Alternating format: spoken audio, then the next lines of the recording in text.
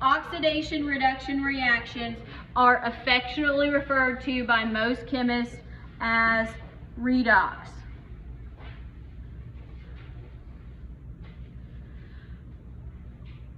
When you have a redox reaction, not only are things moving around, you are also transferring electrons.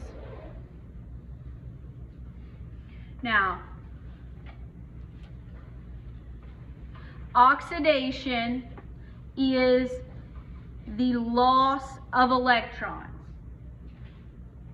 When you lose electrons, do you get more positive or more negative? Positive. So it becomes more positive. Reduction is the opposite. Reduction is the gain of electrons. When you gain electrons, you become more negative. Now, here's how you remember this. This is how I remembered it. Oil rig. Oxidation is loss, reduction is gain of electrons. Oil rig. Oxidation is loss, reduction is gain.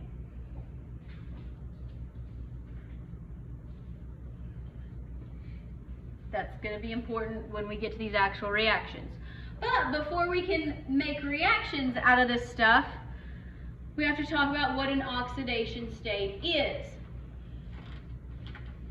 Oxidation state represents the charge. So when you look on these, remember I told you that these little boxes, the positive and negative numbers told you what charges they were? That's where this is. This is where you can tell all these possible charges. They're about to get complicated. So, rules for assigning oxidation states. We're going to practice. Free elements do not have a charge. Otherwise, they would be ions. Free elements have an oxidation number of 0.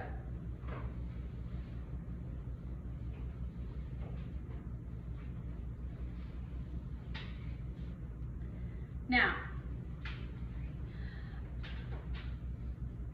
oxidation states of our monoatomic ions. So that would be one atom with a charge.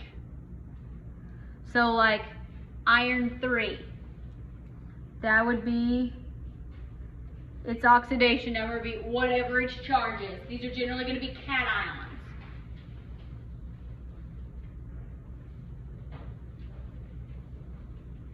This probably doesn't make any sense yet. I understand. I don't like it either. But I can learn to do it, so you can learn to do it too. Now, when you add up all of the oxidation states, this is similar to charge balance. This is just another way of writing charge balance. In a neutral compound, all of the charges add up to 0. If you have an ion, like a polyatomic ion, all of the numbers and charges equal the overall charge. That's going to be important shortly.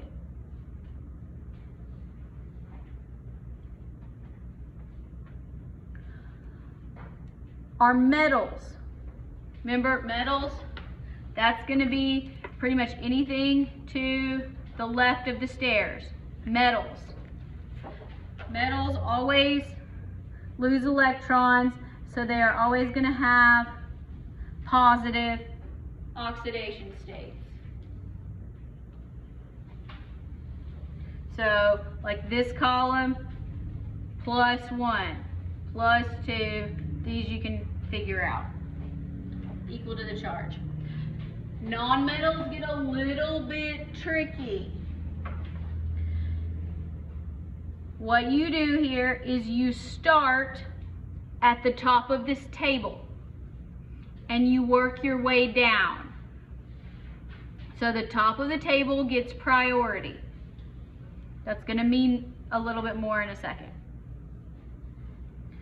If you have fluorine, you write -1. If you have hydrogen, you write +1. Then you look at oxygen, -2. These groups here, 7A, that would be this one. It would be then this one, -2, then this one, -3. Notice these are at the bottom. These can change.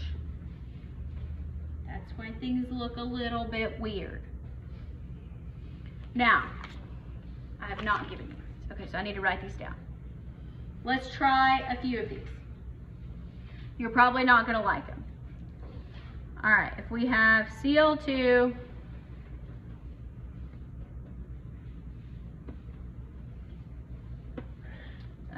let me do this one next. So we want to write each atom here.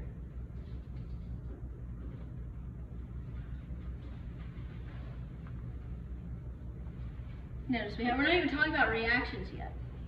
All right, so look at your rules again. This is chlorine. What would its number be? 0, because it is a free element here. Is a free element, is not in a, it is only with itself. So it's 0. Sodium ion. What's its oxidation number? +1, yes, so write the pluses and the minuses here.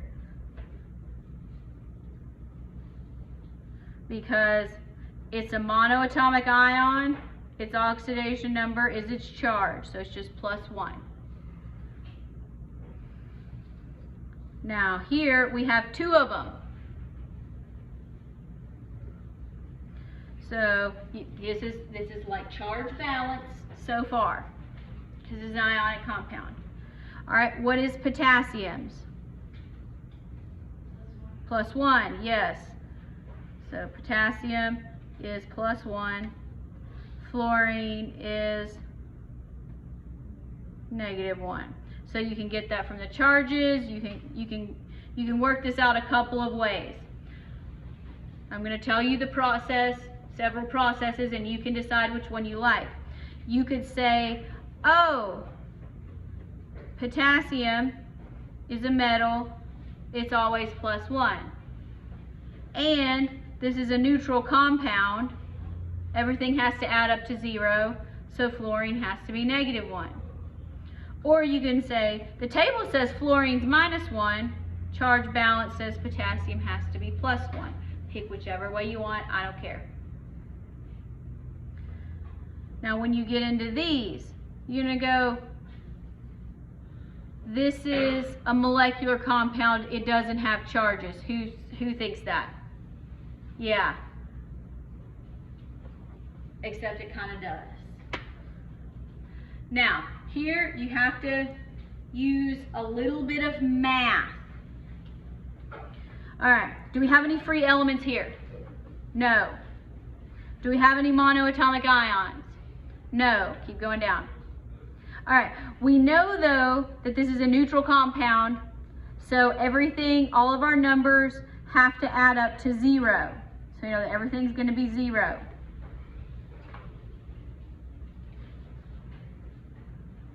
Do we have any metals? No. All right, so we got to go to the table. Starting at the top of the table, what is the first thing we get to? Oxygen. So oxygen is -2, right? According to the table. I know, this is weird. How many oxygens do we have? 2. So we have 2 times -2 has to equal whatever carbon is. Adds to that to get 0. Most of you can probably do this in your head.